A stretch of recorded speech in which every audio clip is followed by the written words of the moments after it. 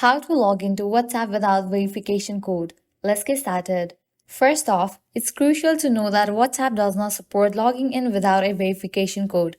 This feature is a key part of protecting your account from unauthorized access.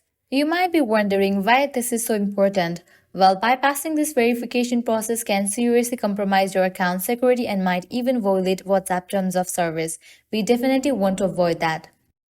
But in the case you are having trouble receiving your verification code, here is a few steps you can take. Check your phone signal to make sure you are connected. Verify your phone number if it is correct and active. Request a call instead of an SMS for the code. Be patient and wait for the code to arrive. Contact WhatsApp support if none of the above works. While it can be frustrating when you can't log in, remember that these security measures are there to protect you. As the latest updates, there is no official way to log into your WhatsApp without a verification code.